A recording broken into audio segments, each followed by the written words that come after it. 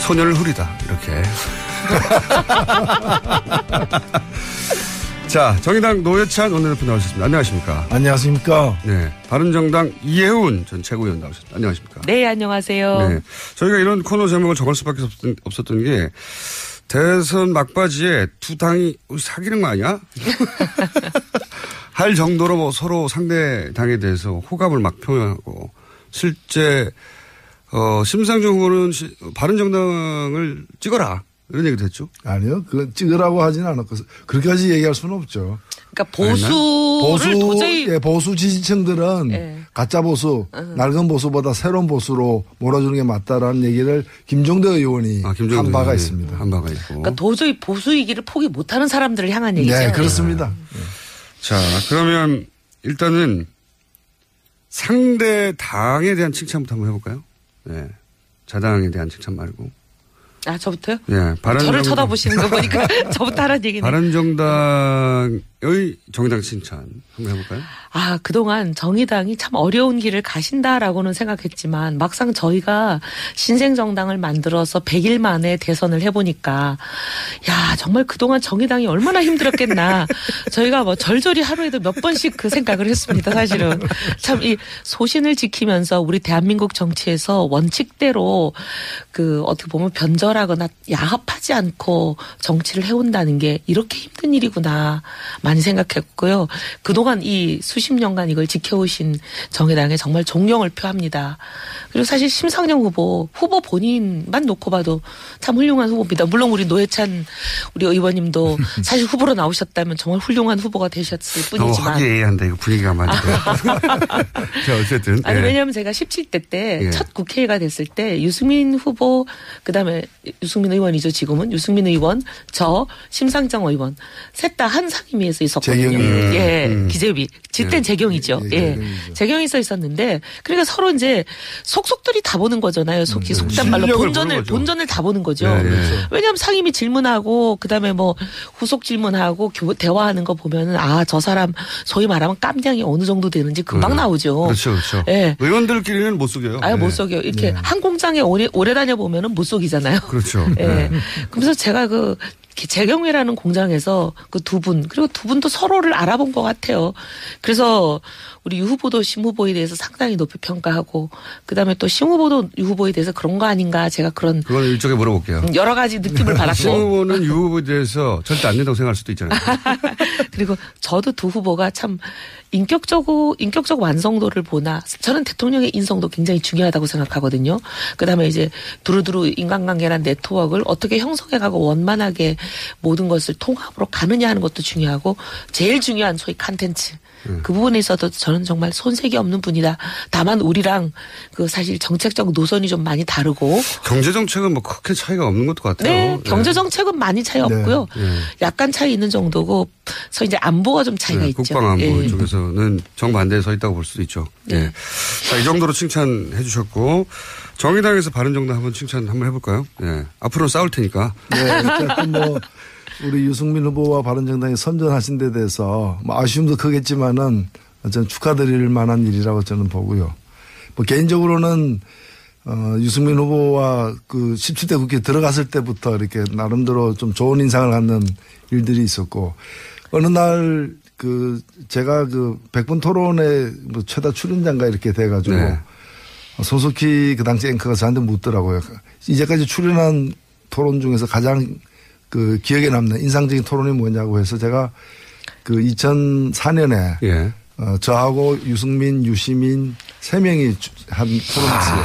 그래서 제가 그게 제일 환상이다. 제일 이제 좋았다라고 얘기하니까 손석희 앵커가 자기도 그게 좋았다라는. 나중에 내가 유시민 작가 만나서 물으니까 유시민 작가도 이제 그걸 잘 기억하고 있더라고요. 저는 이번에 아주 중요한 어떤 첫걸음을 바른정당이 내딛었다고 생각됩니다. 뭐냐면 대선도 대선이지만은 사실 그 탄핵 이후의 사태에서 창당을 하지 않았습니까? 어찌 보면은 이제 괴멸해가는 낡은 보수를 이제 걷어내고 보수의 새로운 어떤 미래를 만들어 나가는 역할을 자임을 했기 때문에 이게 어려운 선택을 했다고 사실 봅니다. 그리고 저는 이 바른정당의 어떤 시도가 성공하기를 정말 간절히 바랍니다. 왜냐하면 제대로 된 보수가 있어야 또 진보도 있는 것이거든요. 뭐 어느 한쪽으로 다 독점할 수는 없는 것이기 때문에. 근데 이번에 이제 굉장히 중간에도 어려움을 겪었지만은 그때 제가 2%에서 제가 뉴스공장에서 작년에 전사해야 된다고 얘기한 게 뭐 죽으라는 얘기라기보다는 사적 필생. 죽을 각오면 살 수 있다라는 그 뜻으로 이제 드린 말씀이었는데 그렇게 어느 정도 좀 된 게 아닌가 그런 점에서 오히려 선거 후에 더 꿋꿋하게 나아가시기를 간절히 기원합니다. 네, 저희들 꼭 그대로 하겠습니다. 예. 자, 화기애애한 시간 여기로 끝내고 하고요. 이제 바른정당, 이현 의원님은 바른정당의 대표적인 얼굴로 그렇게 막 지켜주시는 거예요? 얼굴로 자리 잡아가고 있는 게 아닌가. 왜냐하면 경쟁자들이 다 탈당해가지고요. 아니요. 탈당 안 했어도 예. 얼굴이자 두뇌이자 입. 얼굴이 워낙 커갖고. 혹시 탈당하신 분들이 왜냐하면 자유한국당의 복당도 그렇게 순탄치 않을 것 같거든요. 아직도 여전히. 뭐 오히려 더 복잡해질 것 같아요. 네. 그분들이 다시 돌아온다는 얘기는 없어요? 뭐 그런 얘기가 간간히 들리긴 하지만 뭐 공개적으로 얘기하시는 건 아니기 때문에 저도 공개적인 자리에서는 뭐 그런 얘기가 없다라고 말해야 될 것 같아요. 탈당하는 시점에는 정말 괴로우셨죠. 물론 그것이 다시 전화위복이 됐지만. 처음에는 이제 탈당을 계속 말리고 만류하고 그러지 말아라. 그러는 게 좋지 않다. 이렇게 계속 이제 어떻게 보면은 간언을 하고 그랬었는데 나중에 이제 그분들 덕분이라고 해야 되죠. 뭐 그치. 덕분에 12척의 배가 있다고 그랬는데 그 배가 그 배였어요.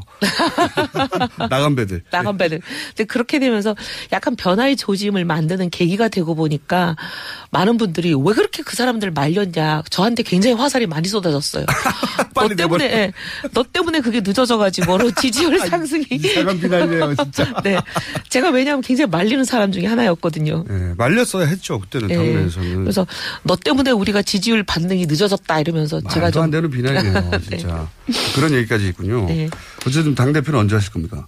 저 무슨 당대표는요. 당대표가 되더라도 나오실 거죠, 여기. 저 이제 잘린 거 아니에요? 아닙니다. 선거에도 졌는데 잘려야죠. 아니에요. 네. 앞으로 계속 나오실 거고, 제가 이제 궁금한 건 당대표가 되더라도 나오시라고. 일단 잠부터 좀 자고요. 공식적으로 약속을 해두고, 미리. 네. 자, 심상정 후보는 두 분 마찬가지지만 둘 다 두 자릿수까지 갈 수 있을지 모른다. 네. 그죠? 그 지점 거의 가까이 갔잖아요. 네. 두 당 모두. 네. 마지막 여론조사에. 네. 8, 9, 1, 2%만 더 하면 될 것 같은데. 이제 두 당 공의 질문인데 마지막에 그 두 자리 숫자를 돌파하지 못했던 이유를 어떻게 분석을 하십니까? 예, 뭐 현상적으로 보면은 뒷심이 부족했다고 보는데 저는 누굴 탓하고 싶지는 않고요. 저희들 어떤 실력에 대한 평가라고도 봅니다.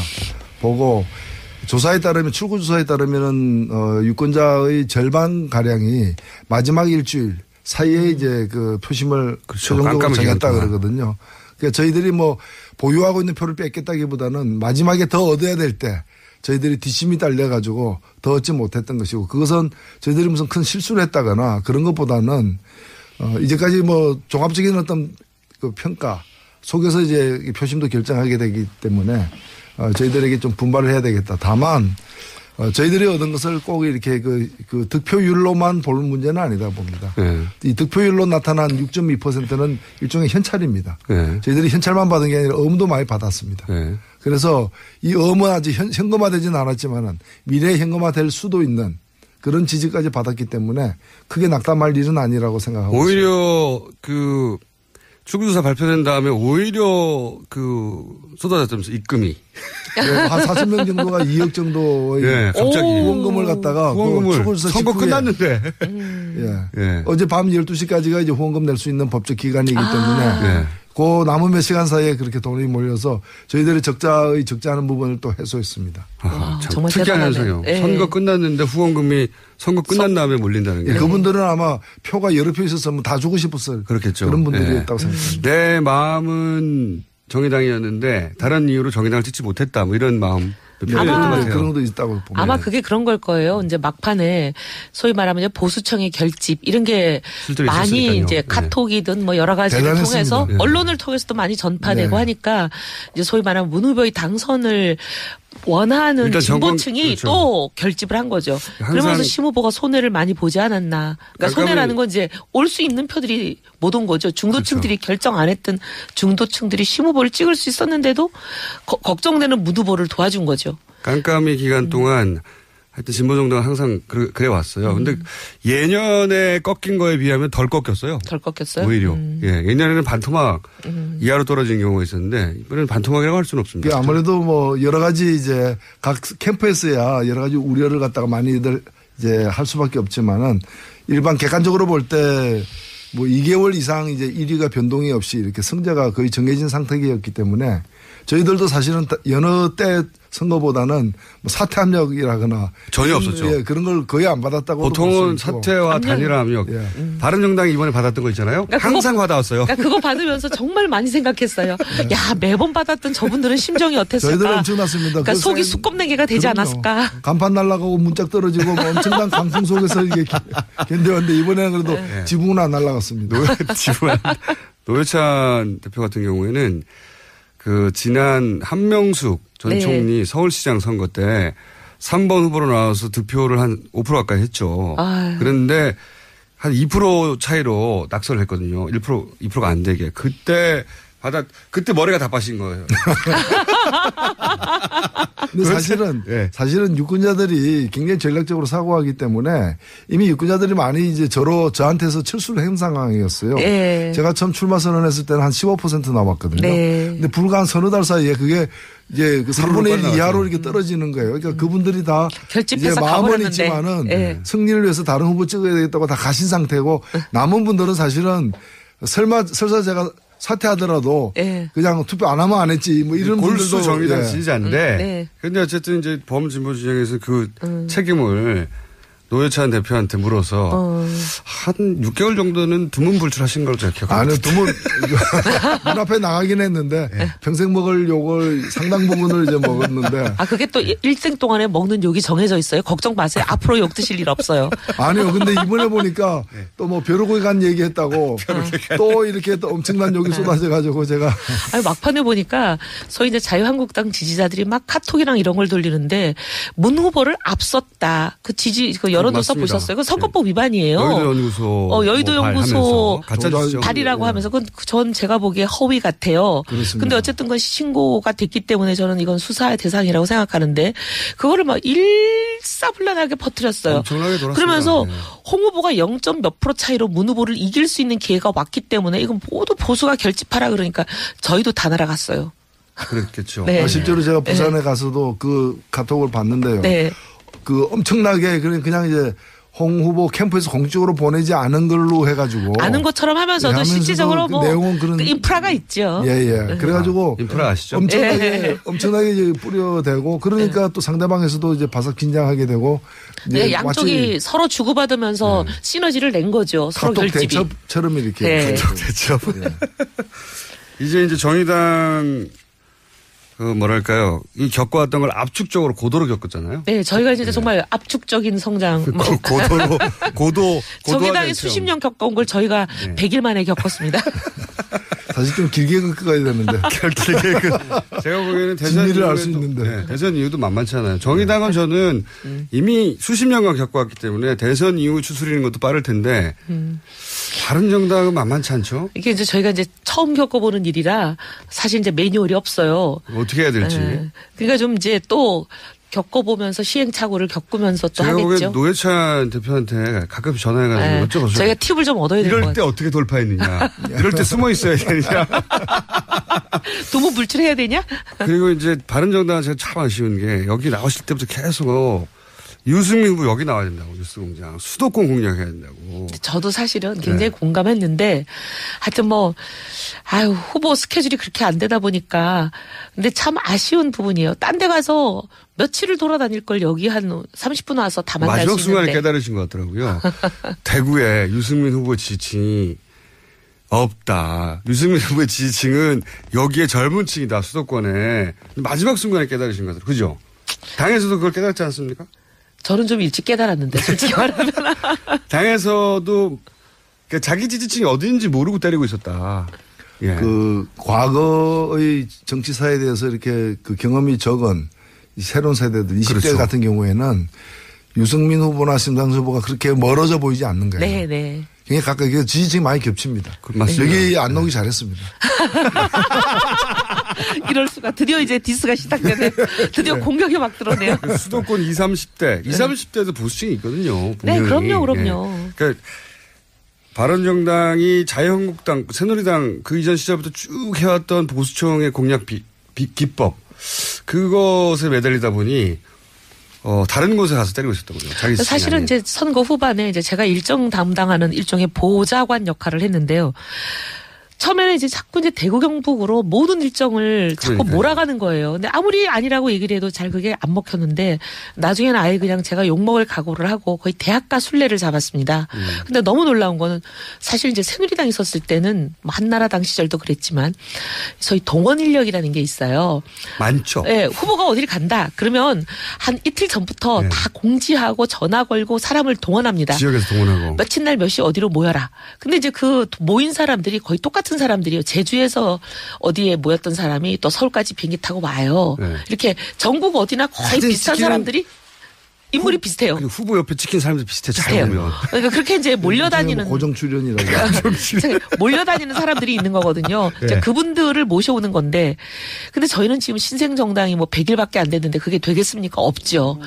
뭐 10명 정도는 동원이 되지만요. 10명 정도. 근데 이제 그러다 보니까 그냥 대학가를 잡는데 고대, 한양대 등등 대학가를 잡으면 그냥 온라인에 우리가 어디 한양대 뭐 이번 한양대 지하철역 2번 출구 이렇게 적어놓으면 구름같이 몰려오는 거예요. 젊은 그걸 왜 모르고. 보수들이. 제가 그렇게 말씀드렸는데. 그 심상정 후보가 5차 토론 이후에 사실은 지지율 상승세가 이렇게 멈칫했어요. 맞아요. 특히 네. 이제 20대에서 많이 늘어나다가 그것이 멈칫한 게 네. 실은 그 부분이 많이 유승민 후보로 간 겁니다. 그 맞습니다. 예, 그래서 지금 말씀을 들어보니까 누가 이 이웃 상권을 침해했는지. 골목 상권. 근데 재벌이 침공하면 문제가 있지만 네. 골목 상권끼리의 경쟁은 뭐 아름다운 겁니다. 그러니까 경계해야 되겠는데. 서로 정반대 진영이 있는 것 같은데 사실은 지지층 구는 비슷해요. 이게. 특히 젊은 세대는 비슷합니다. 20, 30대. 젊은 세대 안에서 이제 보수냐 진보냐에 따라서 나뉘는 그러니까 것뿐인 것 같아요. 전통적인 진보 보수로 나눠지지 않는 20대만의 특징이 있거든요. 네. 이 20대가 이제 과거 20대처럼 정치 학습을 많이 받은 사례가 아니잖아요. 네. 편견이 좀 없어요. 그러다 보니까 경제적으로는 좀 리버럴하고 그리고 그 뭐 안보 문제에 있어서 보수적인 20대 특히 남성층이 존재하거든요. 이 층을 유승민 후보가 공략해야 된다고 제가 그렇게 말씀드렸는데 말씀을 안 듣고 혼내주세요. 네, 반드시 저희 사령관으로 영입하겠습니다. 전략팀장으로. 자, 콜라보 소녀를 만나다 소녀를 후리다. 콜라보. 잘 아시는 이미 저희 방송을 들으시는 분들은 노회찬, 이혜훈 두 의원 나오셨는데 이제는 이제 다른 당. 네. 일단 당선자 이제 대통령이죠, 사실은. 대통령 당선에 대한 뭐랄까요? 덕담 한 번씩 해 주시고 아직은 첫날이니까 덕담 정도로 마무리하고 그리고 나서 그 2번 3번 당에 대해서 전망 정치인으로서 전망을 한번 냉정하게 짚어보는 시간도 가져볼까 합니다. 우선 문재인 당선자를 하기도 그렇고 오늘 바로 아니요 대통령 됐어요. 대통령이죠 이제. 됐어요. 네. 이제는 그 선거관리위원회에서 저희 의결을 했으니까. 그래요? 이제 대통령이요. 제가 문재인 대통령에 대한 어떤 덕담 혹은 당부 잠깐 해주시고 예. 저는 뭐 어떻게 보면 이제 반대 진영에 있는 사람이지만 어쨌든 이렇게 압도적인 표차로 당선된 대한민국의 대통령이니만큼 축하드리고요. 그리고 꼭 좀 해주셨으면 하는 게 지금 나라가 갈래갈래 찢어졌잖아요. 예, 꼭 예. 통합해 주시길 바랍니다.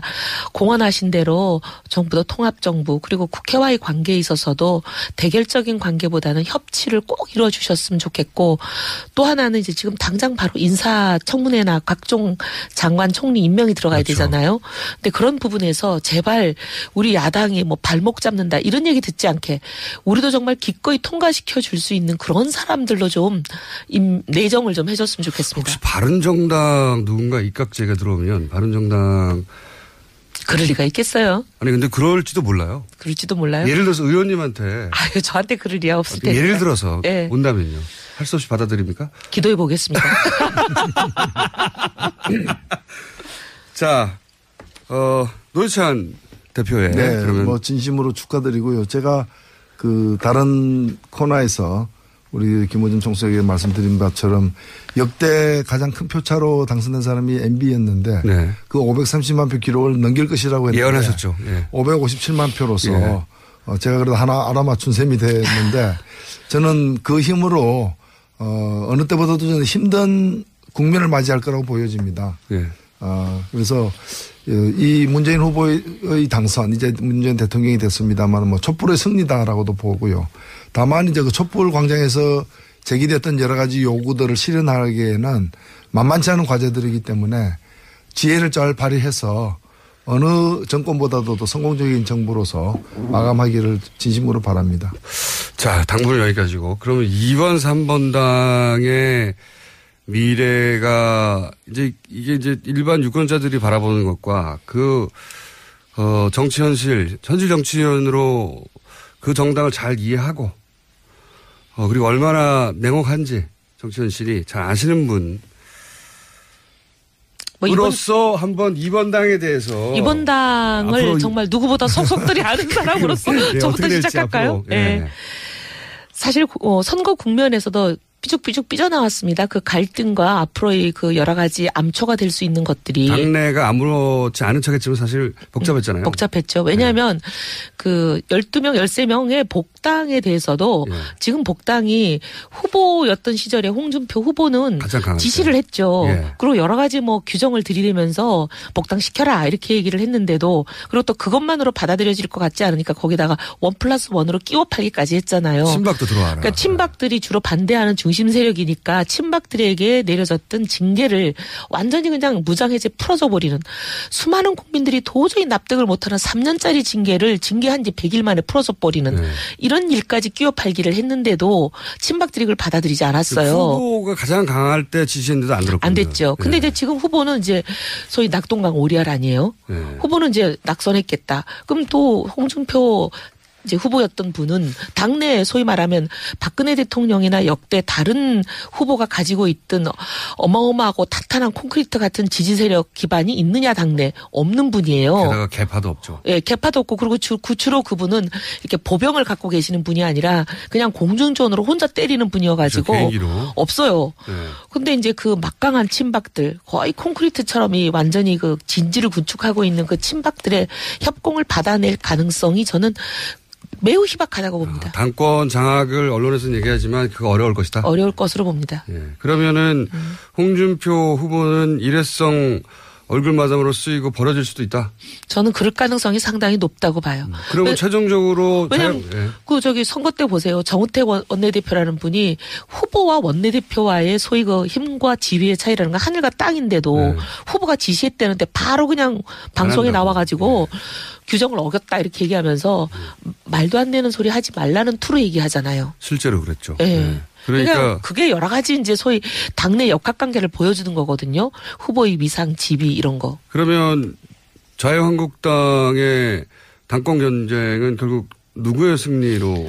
뭐 어쨌든 간에 누구의 승리도 되는지 간에 굉장한 원심력이 작용하고 뭐 아주 심하게 얘기하면 공중분해의 가능성도 배제할 수는 없다. 오히려 자유한국당의 쪽에서 바른정당으로 오는 사람들이 있을 수 있을까요? 저는 그럴 수도 있다고 봅니다. 많은 분들이 바른정당이 이제 뭉개져가지고 자유한국당이 흡수될 거라고 생각하는데 자유한국당의 계보의 그 세력균형으로 보거나 혹은 홍준표 후보의 장악력이나 어쨌든 한쪽이 승리하면 나머지 한쪽이 있기가 어려운 당이 자유한국당이거든요. 그 내부는. 그래서 소위 통합이라든지 이런 게 잘 안 되고 하여튼 한 계파가 승리하면 완전 나머지 계파는 숙청이에요. 자유한국당의 특징상. 네. 그러면 그분들이 있기 어려울 거예요. 거꾸로 자유한국당을 떠나서서 바른당으로 오를 가능성도 배제할 수는 없다. 저는 그렇게 봅니다. 물론 바른정당의 이제 얼굴마담 정치인으로 급부상하신 대표급으로 급부상하신 이현 의원의 바람이 섞여 있긴 하겠지만 언론이 생각하는 만큼 후보가 당장을 쉽게 할 수는 없다. 저는 여기는 동의합니다. 예. 홍준표 후보가 계보도 없고요. 따르는 국회의원이라고 해봐야 한두 손 꼽을까 정도거든요. 네, 네. 국회의원도 아니고 이제 가장 그 핵심 직계로 알려져 있는 전 의원도 지금 전 의원이죠. 현 의원이 아니거든요. 그리고 이제 핵심 인물들이라고 해봐야 다 지금 도지사 할 때 네. 그때 같이 했던 분들인데 그분들은 도저히 못 껴있거든요. 네. 자, 그런 전망. 자, 그러면 3번 국민의당에 대한 전망은 노회찬 대표한테 한번 들어보겠습니다. 어떻게 보십니까? 냉정하게 보시면. 우리 이번에 대해서도 하실 말씀이 좀 있으실 것 같아요. 예, 저는 뭐 잠깐만 간단하게 말씀드리면은 아마 이제 우리 오케이 목장의 결투라고 이 영화가 있는데 자유한국당이 뭐 6% 예. 이렇게 얻으면서 실망하는 분들도 걱정하는 분들도 많은데 견고한 보수층의 어떤 지금 상태를 보여주기도 하지만 제가 볼 때는 홍 후보가 저렇게 표를 많이 얻은 것은 홍 후보 자신과 네. 또 이 자유한국당에 대한 뭐 최대 형벌이 아닌가. 최대 형벌. 거꾸로 형벌이다. 예, 이게 앞으로 집단 난투극처럼 그 당에서 끊임없는 아마 이제까지 본 것은 아무것도 아니다. 이제 막장의 어떤 진수를 보여주겠다. 뭐 이렇게 앞으로 보여질 눈에 뻔한 거고요. 네. 국민의당 같은 경우에는 뭐 제가 다른 당을 갖다가 함부로 언급하기 힘듭니다만은 이번 득표 결과가 당이 과연 온전히 유지될 것인가에 대한 그런 걱정을 내외에 불러일으키는 것 같고요. 네. 특히 호남에서의 참패가 호남의 기반을 둔 그 당내 정치인들.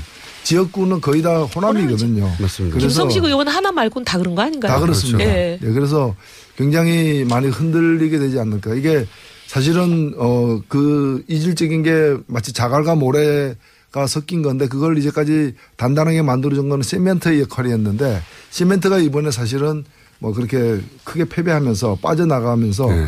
모래하고 자갈만 남으면은 모래만 있는 것보다도 못하잖아요. 계속해서 흔들리게 되니까. 좀 저런 비유들이 생각나지 말이죠. 네. 아니 뭐 자연과학에 대한 어떤 약간의 지식만 있으면 저는 현장의 경험인 줄 알았는데 자연과학이에요. 자연 현상이기 때문에. 노동 현장에서. 네, 저는 노동 현장에서 현장 경험인 줄 알았는데 이게 이론이시구나. 예. 국민의당도 어렵겠죠. 자유한국당은 그나마 텃밭을 지켰는데, 예. 그게 좋은 의미로든 나쁜 의미로든 지켰는데, 국민의당은 이제 텃밭이라고 하는 곳에서, 무너졌으니까요. 예. 명분 싸움에서도, 예. 안철수 후보도 참 큰 곤욕에 치를 가능성이 높습니다. 이제 안 후보 입장에서는 사실 21% 정도 되는 지지율이기 때문에 어떻게 보면 참 미래가 암울하죠. 그래서 제가 걱정되는 것은 네. 그런 이제 난장판이 될 자유한국당도 그렇고 또는 이제 당이 이제 기반이 흔들리는 이제 국민의당도 그렇고 이것을 내부적으로 풀다가 잘 안 풀릴 수밖에 없는 상황에서 오히려 이것을 갖다가 이제 떼쓰는 정치식으로 해가지고 왜냐하면은 지금 이 민주당 하나 가지고 하나만 혼자의 힘만 가지고 그렇죠. 전국을 이렇게 헤쳐나가기가 특히 국회 안에서 힘들지 않습니까? 네. 그렇게 되면은 자신들의 어떤 내부적 위기를 갖다가 그런 전국의 큰 관계 속에서 풀기 위해서 적을 바깥에서 북한 같은 전략이네요. 뭘 안 해주면 뭘 안 한다는 식으로 네. 해가지고 사사건건을 이렇게 발목을 잡는 오히려 더 그런 역할을 할 가능성도 굉장히 높아집니다. 그렇죠. 맞습니다. 존재감을 드러내기 위해서. 그리고 주로 이제 선명성을 극대화하기 위해서 당내 전투에서 이기려면 외부 전쟁에서 굉장히 선명하게 보여야 되니까 그런 전법을 많이 쓰잖아요. 네, 그럴 가능성이 매우 높다는 거죠. 그러면서 더 위기에 처할 것 같아요. 왜냐하면 이제 특히 정권 초기에는 본인이 투표하지 않은 후보였다 하더라도 대통령이 당선된 후에는 대부분의 국민들이 좀 초반에 몰아줘야 된다는 분위기가 있거든요. 그게 네. 대통령을 위해서가 아니라 대한민국을 위해서 그렇게 생각하시는 거잖아요. 그래서 이제 40%로 당선돼도 당선된 직후에 보면 한 70-80% 정도의 지지를 얻게 되고 잘하라는 이제 당부죠, 그게. 근데 그런 가운데 이렇게 발목을 잡으면 더 미움을 상하게 되거든요. 자, 다른 당 걱정할 형편이 아니시면서 아니 뭐 다른 남 걱정이 아니라 나라 걱정이죠. 나라 걱정. 예. 맞는 말씀입니다. 현실적으로 비용 문제 같은 거는 어떻게 됩니까? 그런 얘기도 많이 나오잖아요. 저희는 이게 지금 선거 비용의 최고 한도액이 약 500억 수준이었는데 500억 좀 넘습니다만은 저희는 애당초 그 돈을 뭐 쓸 처지가 아니어가지고 50억으로 잡았고요.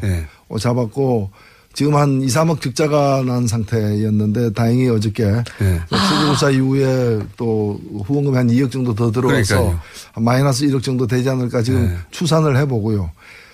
큰 당들이 이제 최대 한도가 유세 차량 같은 거 300대씩 쓰고 쓸 때 저희들은 18대 쓰고 한 겁니다. 그다음에 40번 넘게 방송 연설들 다 나가셨지만 큰 당들은 저희들은 한 번도 못 나갔고요. 그리고 법정 공고문도 16페이지인데 저희들은 8페이지로 냈고요. 8페이지. 어찌 보면은 저희들이 얻은 표가 작은 표이긴 하지만은 표 한 표를 얻기 위해서 들인 비용은 좀 가장 적은 편에 속하지 않을까. 가성비 최고였다. 예. 가성비 최고. 가성비 최고였다. 네, 그렇게도 생각해요. 근데 아니 들으니까 어쩜 이렇게 닮았을까 그 생각. 저희도 사실은 그 60몇 억인가가 선거 보조금으로 나오는데 저희 당이 창당하는 과정에서 당사도 빌려야 되고 뭐 컴퓨터 책상도 사고 어쩌고저쩌고 하느라고 진 빚이 있거든요. 그 빚을 갚고 나니까 딱 50억 남은 거예요. 그래서 그 50억으로만 선거한다의 목표를 세웠어요. 근데 중간에 하다 보니까 원래 뭐 얼마로 해주기로 하는 홍보가 조금 더 들어가고 뭐 이런 식으로 조금 돼가지고 우리도 한 2, 3억 빚이 생길 상황이었어요. 근데 그 탈당하시는 분들이 나가시면서 후원금이 완전히 그냥 답제를 해가지고. 역시 또. 예, 그래갖고 후원금이 한 5억 정도 들어왔을 거예요. 그래서 저희는. 미리 발생해가지고. 예, 미리 발생해서 조금. 남는 회계 역시. 예. 근데 뭐 홍보물 12페이지짜리 8페이지 하는 거나 저기 유세 차량 18개 하는 거나 뭐 저희 똑같네요. 어쩜 이렇게 방송 영상을 한 번도 못 한 거나. 그래도 뭐 저희보다는 보조금도 좀 더 많이 받고. 그러니까요. 부자만 해도 3년 가지 않습니까? 아, 근데요, 그게 국고보조금에는 반영이 안 되더라고요. 마이너스 1억 있다는 방송이 오늘 나갔으니까요. 아마 후원금이 정의당은 오늘 부로 채워줄 겁니다. 그러니까 선거 후원금은 아니지만 당 후원금은 가능하죠. 근데 당 후원금 제도가 없잖아요. 없나요? 국회의원 후원금으로. 그러네요. 국회의원 후원금을 받아서 객출할 수는 있습니까?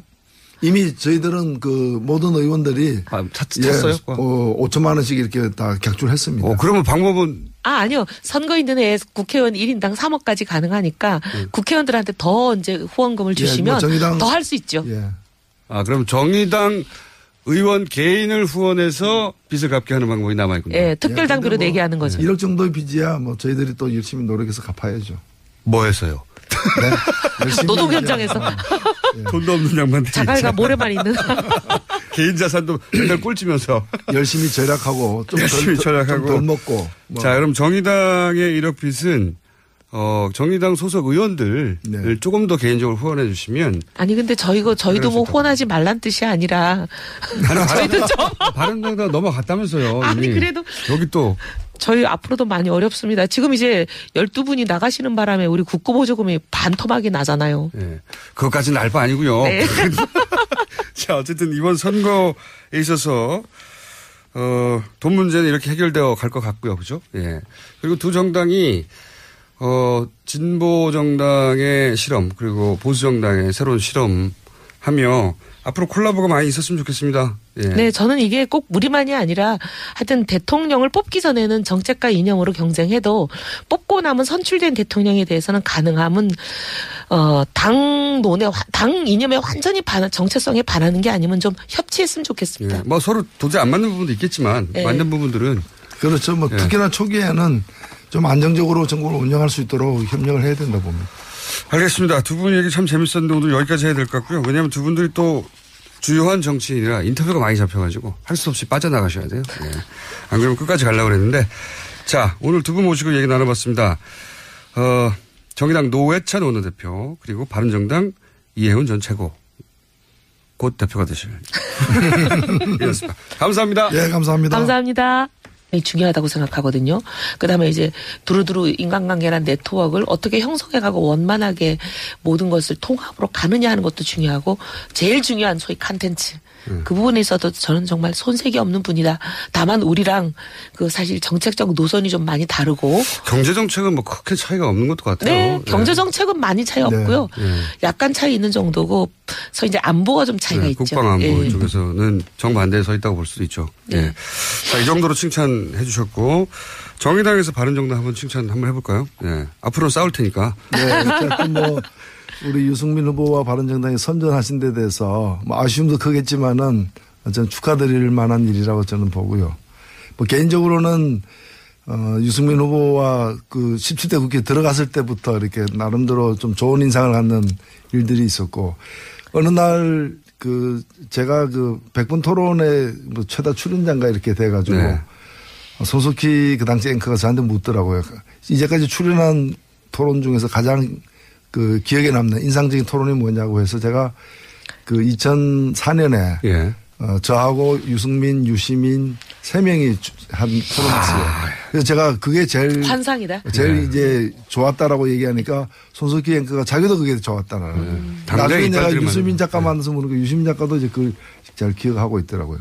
저는 이번에 아주 중요한 어떤 첫걸음을 그 바른정당이 내딛었다고 생각됩니다. 뭐냐면 대선도 대선이지만은 사실 그 탄핵 이후의 사태에서 창당을 하지 않았습니까? 어찌 보면은 이제 괴멸해가는 낡은 보수를 이제 걷어내고 보수의 새로운 어떤 미래를 만들어 나가는 역할을 자임을 했기 때문에 이게 어려운 선택을 했다고 사실 봅니다. 그리고 저는 이 바른정당의 어떤 시도가 성공하기를 정말 간절히 바랍니다. 왜냐하면 제대로 된 보수가 있어야 또 진보도 있는 것이거든요. 뭐 어느 한쪽으로 다 독점할 수는 없는 것이기 때문에. 근데 이번에 이제 굉장히 중간에도 어려움을 겪었지만은 그때 제가 2%에서 제가 뉴스공장에서 장렬히 전사해야 된다고 얘기한 게 뭐 죽으라는 얘기라기보다는 사적 필생. 죽을 각오면 살 수 있다라는 그 뜻으로 이제 드린 말씀이었는데 그렇게 어느 정도 좀 된 게 아닌가 그런 점에서 오히려 선거 후에 더 꿋꿋하게 나아가시기를 간절히 기원합니다. 네, 저희들 꼭 그대로 하겠습니다. 예. 자, 화기애애한 시간 여기로 끝내기로 하고요. 이제 바른정당 이현 의원님은 바른정당의 대표적인 얼굴로 그렇게 막 지켜주시는 거예요? 얼굴로 자리 잡아가고 있는 게 아닌가. 왜냐하면 경쟁자들이 다 탈당해가지고요. 아니요. 탈당 안 했어도 예. 얼굴이자 두뇌이자 입. 얼굴이 워낙 커갖고. 혹시 탈당하신 분들 정의당 지지자인데. 네. 근데 어쨌든 이제 범진보 진영에서 그 책임을 노회찬 대표한테 물어서 한 6개월 정도는 두문불출하신 걸로 제가 기억합니다. 아니, 두문 문 앞에 나가긴 했는데 네. 평생 먹을 욕을 상당 부분을 이제 먹었는데. 그게 또 일생 동안에 먹는 욕이 정해져 있어요? 걱정 마세요. 앞으로 욕 드실 일 없어요. 아니요. 근데 이번에 보니까 또 뭐 벼룩을 간 얘기했다고 또 이렇게 또 엄청난 욕이 쏟아져가지고 제가. 막판에 보니까 소위 이제 자유한국당 지지자들이 막 카톡이랑 이런 걸 돌리는데 문 후보를 앞섰다. 그 여론조사 보셨어요? 그 선거법 위반이에요. 여의도연구소. 여의도연구소 발이라고 하면서 그건 제가 보기에 허위 같아요. 그런데 어쨌든 그건 신고가 됐기 때문에 저는 이건 수사의 대상이라고 생각하는데 그거를 막 일사불란하게 퍼뜨렸어요. 엄청나게 돌았습니다. 그러면서 홍 후보가 0몇 % 차이로 문 후보를 이길 수 있는 기회가 왔기 때문에 이건 모두 보수가 결집하라 그러니까 저희도 다 날아갔어요. 그랬겠죠. 네. 실제로 제가 부산에 가서도 그 카톡을 봤는데요. 네. 그 엄청나게 그냥 이제 홍 후보 캠프에서 공식적으로 보내지 않은 걸로 해가지고 아는 것처럼 하면서도 실질적으로 그 내용은 그런 그 인프라가 있죠. 예. 그래가지고 인프라 아시죠? 엄청나게 이제 뿌려대고 그러니까 또 상대방에서도 이제 바삭 긴장하게 되고 네, 양쪽이 서로 주고받으면서 시너지를 낸 거죠. 서로 결집이. 대첩처럼 이렇게. 카톡 대첩. 이제 정의당 이 겪어왔던 걸 압축적으로 고도로 겪었잖아요. 네, 저희가 이제 정말 압축적인 성장. 고도. 정의당이 수십 년 겪어온 걸 저희가 100일 만에 겪었습니다. 사실 좀 길게 긁어야 되는데. 길게 제가 보기에는 대선 알 수 있는데. 네, 대선 이유도 만만치 않아요. 정의당은 저는 이미 수십 년간 겪어왔기 때문에 대선 이후 추스리는 것도 빠를 텐데 바른정당은 만만치 않죠. 이게 이제 저희가 이제 처음 겪어보는 일이라 사실 이제 매뉴얼이 없어요. 어떻게 해야 될지. 네. 그러니까 좀 이제 또 겪어보면서 시행착오를 겪으면서 또 제가 하겠죠. 보기엔 노회찬 대표한테 가끔 전화해가지고 여쭤보세요. 저희가 팁을 좀 얻어야 될 것 같아요. 이럴 때 어떻게 돌파했느냐. 이럴 때 숨어 있어야 되느냐. 도무 불출해야 되냐? 그리고 이제 바른정당은 제가 참 아쉬운 게 여기 나오실 때부터 계속 유승민 후보 여기 나와야 된다고 뉴스공장 수도권 공략해야 된다고. 저도 사실은 굉장히 공감했는데 하여튼 뭐 후보 스케줄이 그렇게 안 되다 보니까 근데 참 아쉬운 부분이에요. 딴 데 가서 며칠을 돌아다닐 걸 여기 한 30분 와서 다 만날 수 있는데. 마지막 순간에 깨달으신 것 같더라고요. 대구에 유승민 후보 지지층이 없다. 유승민 후보의 지지층은 여기에 젊은 층이다. 수도권에. 마지막 순간에 깨달으신 것 같아요. 그죠? 당에서도 그걸 깨달지 않습니까? 저는 좀 일찍 깨달았는데 솔직히 말하면. 당에서도 자기 지지층이 어디인지 모르고 때리고 있었다. 예. 과거의 정치, 이 엄은 아직 현금화되지는 않았지만은 미래에 현금화될 수도 있는 그런 지지까지 받았기 때문에 크게 낙담할 일은 아니라고 생각하고 오히려 있습니다. 출구조사 발표된 다음에 오히려 쏟아졌다면서 입금이. 네, 한 40명 정도가 2억 정도의 네, 갑자기 후원금을 갖다가 출구조사 선거 끝났는데. 예. 어제 밤 12시까지가 이제 후원금 낼 수 있는 법적 기간이기 때문에 그 남은 몇 시간 사이에 그렇게 돈이 몰려서 저희들이 적자하는 부분을 또 해소했습니다. 정말 특이한 현상이요. 네. 선거 끝났는데 후원금이 선거 끝난 다음에 몰린다는 게. 그분들은 아마 표가 여러 표 있었으면 다 주고 싶었어요. 그렇겠죠. 그런 분들이었다고 생각합니다. 내 마음은 정의당이었는데 다른 이유로 정의당을 찍지 못했다. 뭐 이런 마음. 아마 그런 것도 있다고 봅니다. 아마 그게 그런 걸 거예요. 이제 막판에 소위 말하면 보수청의 결집 이런 게 많이 있으니까요. 이제 카톡이든 뭐 여러 가지를 통해서 언론을 통해서도 많이 전파되고 하니까 이제 소위 말하면 문 후보의 당선을 원하는 진보층이 또 결집을 한 거죠. 그러면서 심 후보가 손해를 많이 보지 않았나. 그러니까 손해라는 건 이제 올 수 있는 표들이 못 온 거죠. 중도층들이 결정 안 했던 중도층들이 심 후보를 찍을 수 있었는데도 걱정되는 문 후보를 도와준 거죠. 깜깜이 기간 동안 하여튼 진보정당은 항상 그래 왔어요. 근데 예년에 꺾인 거에 비하면 덜 꺾였어요. 덜 꺾였어요? 오히려. 예. 예년에는 반토막 이하로 떨어진 경우가 있었는데 이번에는 반토막이라고 할 수는 없습니다. 아무래도 뭐 여러 가지 이제 각 캠프에서야 여러 가지 우려를 갖다가 많이들 이제 할 수밖에 없지만은 일반 객관적으로 볼 때 뭐 2개월 이상 이제 1위가 변동이 없이 이렇게 성자가 거의 정해진 상태였기 때문에 저희들도 사실은 여느 때 선거보다는 뭐 사퇴 압력이라거나 전혀 없었죠. 예, 그런 걸 거의 안 받았다고. 보통은 사퇴와 단일화 압력. 바른정당이 이번에 받았던 거 있잖아요. 그러니까 항상 받아왔어요. 그러니까 그거 받으면서 정말 많이 생각했어요. 야, 매번 받았던 저분들은 심정이 어땠을까. 저희들은 엄청났습니다. 그러니까 속이 수껍내기가 되지 않았을까. 간판 날아가고 문짝 떨어지고 뭐 엄청난 강풍 속에서 이게 견뎌왔는데 이번에는 그래도 지붕은 안 날아갔습니다. 노회찬 대표 같은 경우에는 지난 한명숙 전 총리 서울시장 선거 때 3번 후보로 나와서 득표를 한 5% 가까이 했죠. 그런데 한 2% 차이로 낙선을 했거든요. 2%가 안 되게. 그때 머리가 다 빠진 거예요. 근데 사실은 유권자들이 굉장히 전략적으로 사고하기 때문에 이미 유권자들이 많이 이제 저한테서 철수를 한 상황이었어요. 제가 처음 출마 선언했을 때는 한 15% 나왔거든요. 근데 불과 한 서너 달 사이에 그게 이제 3분의 1 이하로 이렇게 떨어지는 거예요. 그러니까 그분들이 다 이제 마음은 있지만은 승리를 위해서 다른 후보 찍어야 되겠다고 다 가신 상태고 남은 분들은 사실은 설사 제가 사퇴하더라도 그냥 투표 안 하면 안 했지 뭐 이런 골수들이 왜냐하면 자유한국당의 복당도 그렇게 순탄치 않을 것 같거든요. 아직도 여전히. 뭐 오히려 더 복잡해질 것 같아요. 그분들이 다시 돌아온다는 얘기는 없어요. 뭐 그런 얘기가 간간히 들리긴 하지만 뭐 공개적으로 얘기하시는 건 아니기 때문에 저도 공개적인 자리에서는 뭐 그런 얘기가 없다라고 말해야 될 것 같아요. 탈당하는 시점에는 정말 괴로우셨죠. 물론 그것이 다시 전화위복이 됐지만. 처음에는 이제 탈당을 계속 말리고 만류하고 그러지 말아라. 그러는 게 좋지 않다. 이렇게 계속 이제 어떻게 보면은 간언을 하고 그랬었는데 나중에 이제 그분들 덕분이라고 해야 되죠. 뭐 그치. 덕분에 12척의 배가 있다고 그랬는데 그 배가 그 배였어요. 나간 배들. 나간 배들. 근데 그렇게 되면서 약간 변화의 조짐을 만드는 계기가 되고 보니까 많은 분들이 왜 그렇게 그 사람들 말렸냐. 저한테 굉장히 화살이 많이 쏟아졌어요. 너 때문에 그게 늦어져가지고 지지율 상승이. 이상한 비난이네요, 진짜. 네. 제가 왜냐하면 굉장히 말리는 사람 중에 하나였거든요. 네, 말렸어야 했죠. 그때는 당내에서는. 그래서 너 때문에 우리가 지지율 반등이 늦어졌다 이러면서 제가 좀. 말도 안 되는 비난이네요. 진짜. 네. 그런 얘기까지 있군요. 네. 어쨌든 당대표는 언제 하실 겁니까? 아니요. 무슨 당대표는요. 당대표가 되더라도 나오실 거죠, 여기. 저 이제 잘린 거 아니에요? 아닙니다. 선거에도 졌는데 잘려야죠. 아니에요. 네. 앞으로 계속 나오실 거고 제가 이제 궁금한 건 당대표가 되더라도 나오시라고. 일단 잠부터 좀 자고요. 공식적으로 약속을 해두고 미리. 네.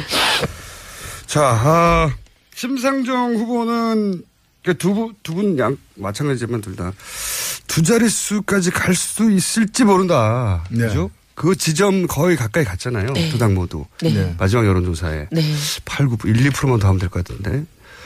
이제 두 당 공이 질문인데 마지막에 그 두 자리 숫자를 돌파하지 못했던 이유를 어떻게 분석을 하십니까?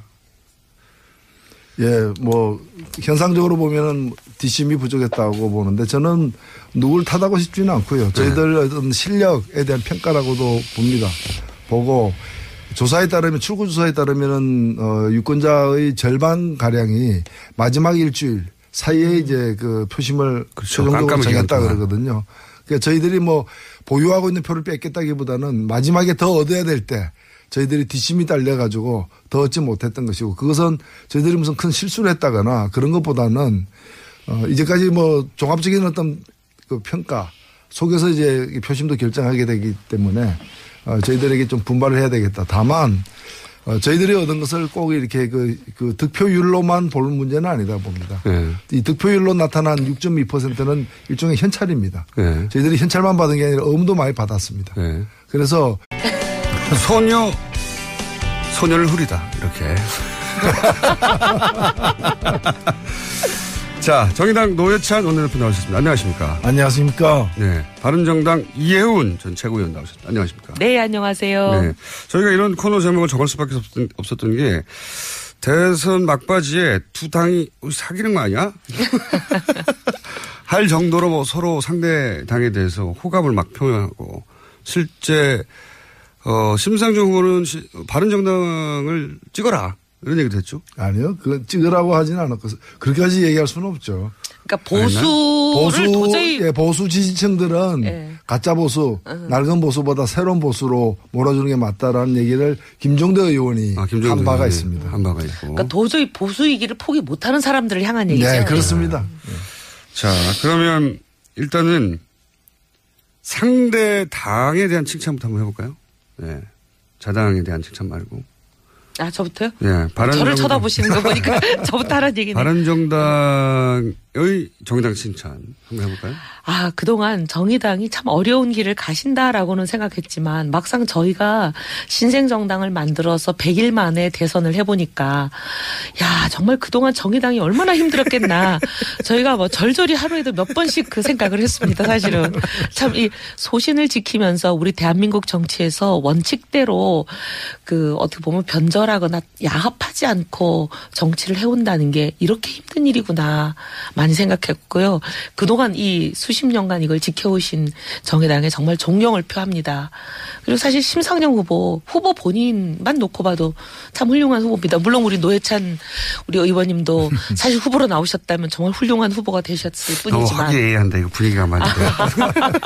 자, 어쨌든. 아니 왜냐하면 제가 17대 때 첫 국회의가 됐을 때 유승민 후보 그다음에 유승민 의원이죠. 지금은 유승민 의원 심상정 의원 셋 다 한 상임위에서 있었거든요. 기재위. 그땐 재경이죠. 재경이 써 있었는데 그러니까 서로 이제 속속들이 다 보는 거잖아요. 속단 말로 본전을 다 보는 거죠. 왜냐하면 상임위 질문하고 그다음에 뭐 후속 질문하고 대화하는 거 보면은 저 사람 소위 말하면 깜냥이 어느 정도 되는지 금방 나오죠. 그렇죠. 네. 의원들끼리는 못 속여요. 못 속여요. 이렇게 한 공장에 오래 다녀 보면은 못 속이잖아요. 그렇죠. 그래서 제가 재경회라는 공장에서 그 두 분, 그리고 두 분도 서로를 알아본 것 같아요. 그래서 우리 유 후보도 심 후보에 대해서 상당히 높이 평가하고, 그 다음에 또 심 후보도 유 후보에 대해서 그런 거 아닌가, 제가 그건 일종에 물어볼게요. 여러 가지 느낌을 받았고. 심 후보는 유 후보에 대해서 절대 안 된다고 생각할 수도 있잖아요. 그리고 저도 두 후보가 참 인격적 완성도를 보나, 저는 대통령의 인성도 굉장히